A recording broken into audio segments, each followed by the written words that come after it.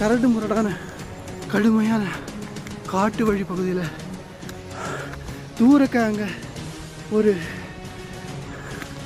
ஏரி இருக்கிற மாதிரி தெரியுது. நானும் இந்த 2 சின்ன பசங்களும் மக்கள் இருக்கிற இடமா தேடி போய் கொண்டிருக்கோம். கடுமையான இந்த பாதையில் சீக்கிரமாக நம்ம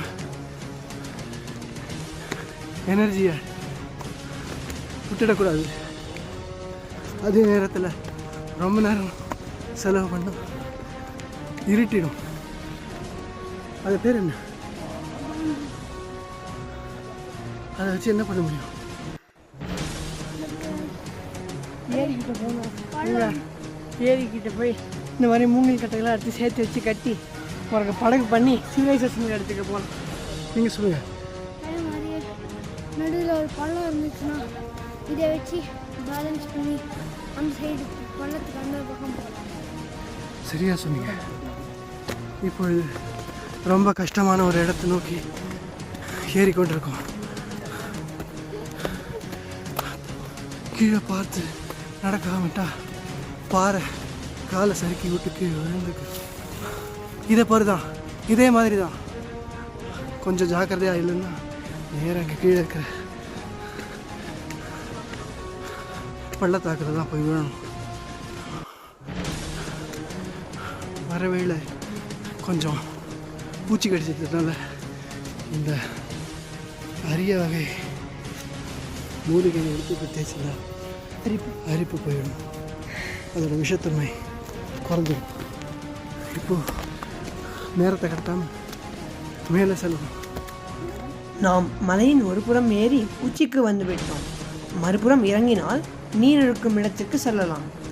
மலை உச்சியில் சில மலைவாழ் மக்கள் இருப்பது தெரிகிறது. இருப்பதற்குள் மறுபக்கம் சென்றடைய வேண்டும். இப்போ பாருங்க, கடினமான பாதையை தாண்டி வந்தப்புறம் இடது பக்கம் திரும்பி பார்த்தா எவ்வளோ ஒரு ரம்யமாக அழகாக தெரியுது. ஒரு கேச்சாப்பாறை ஏரி, மேலே ஏரி வந்து கீழே இருக்கிற ஏரியை பார்க்க. இது ஏரி வந்ததுனால நமக்கு இவ்வளோ அழகான ஒரு ஏரி தெரியுது. அதனால தான் இதை ஏரிங்கிறாங்க. என்ன சொல்கிறீங்க நியந்தன்? சுற்றி முற்றி நல்லா மலைகள் சூழ்ந்த ரொம்ப நல்லா இருக்கு. நல்லா மூச்சு காற்று தருது. நவநீதன், நீங்களும் சொல்லுங்கள். இந்த இடத்தில் உள்ள மரங்கள் அது நிறைய மூச்சு காற்று தருது. அழகான ஒரு ஏரி இங்கிருந்து பார்ப்பதற்கு ரொம்ப நன்றாக இருக்குது. நம்ம வழிகாட்டியை பார்த்தா இப்போ சரியாக நம்ம தெற்கு நோக்கி திசை நோக்கி ஏரியை பார்த்து கொண்டிருக்கிறோம். அப்படியே இந்த பக்கம் திரும்பி பார்த்தால் உலகத்திலே 3வது பெரிய மலை அந்த வானங்களுக்கு பின்னாலே தெரிய கஞ்சன்ஜங்கா. நம்ம மலை உச்சிக்கு போயிட்டு திரும்ப இறங்கி வந்துட்டுருக்கோம். கீழே போய் அந்த ஏரிக்கு போனால் குடிக்க நல்ல நீர் கிடைக்கும். அப்படியே மீன்களும் இருக்கும். ப்ரோட்டீன்லேயும் விட்டமின்லேயும் மினரல்லையும் நிறைய இருந்தாலும் நாங்கள் அதை சாப்பிட மாட்டோம். ஏன்னா நாங்கள் வெங்காயம் பூண்டு எல்லாமே தான் சாப்பிடுவோம். நாங்கள் வெஜிடேரியன் ஆக்குவோம். நாங்கள் 3 பேரும் மலை உச்சிக்கு போயிட்டு திரும்ப ஏரியை இப்போ நோக்கி நடந்து கொண்டிருக்கோம். இந்த மாதிரி கரடு முரடான பாதையில் நடக்கிறது கொஞ்சம் கடினமான ஒரு செயல் தான். இருந்தாலும் நீங்கள் இங்கே பாருங்கள், இந்த சிறுவன் செய்கிற மாதிரி இந்த காட்டுவே வளர்ந்த ஒரு காட்டு பூனை போல நேராக செல்லக்கூடிய இந்த சிறுவனை தொடர்ந்து சென்றாலே நம்ம ஒழுங்காக போக வேண்டிய இடத்துக்கு போய் சேர்ந்துடலாம்.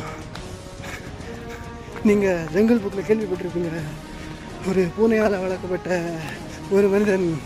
ஆனால் இந்த பையன் அந்த மாதிரி இல்லை, காட்டிலே வளர்ந்த ஒரு பூனை என்றே சொல்லலாம். இப்போ சீக்கிரம் இருட்ட போகிறது.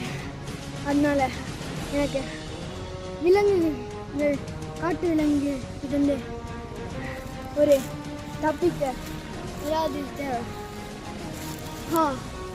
இதான் சரியா இருக்கும். இதை கட்டி வைக்க ஏதாவது பெரிய இலை தேவை. இதை வச்சு ஆங்கிலத்தில் ரீஃப் நாட் அப்படின்னு சொல்லலாம். அதை வச்சு போட்டோன்னா கைண்டாது. இதுனா விலங்குகள் கிட்டே என்ன காப்பாற்றிக்க பயன்படுத்தலாம். இந்த மலைகளில் கொடிய விலங்குகள் இருக்கக்கூடும், கவனமாக இருக்க வேண்டும்.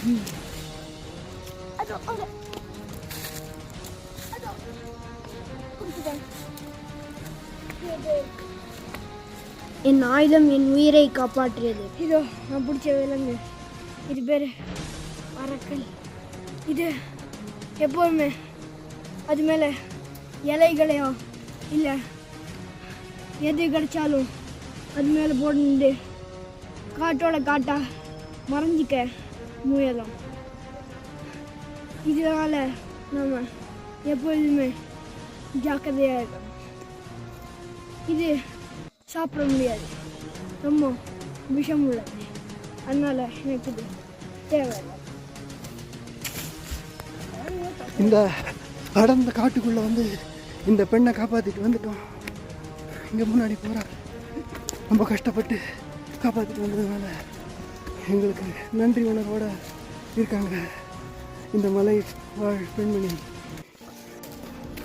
இதோ நம்ம தேடி வந்த ஏரி ஒரு வழியாக வந்து சேர்ந்துட்டோம். இதனால் இப்போ நம்மளுக்கு தண்ணீரும் கிடைச்சிது. நான் நிறைய நாள் தண்ணீர் இல்லாமல் பாதிக்கப்பட வேண்டாம். இங்கே வந்தோடனே இந்த ஊர் குலதெய்வத்தோட ஒரு சிறிய கோயில் இருக்குது.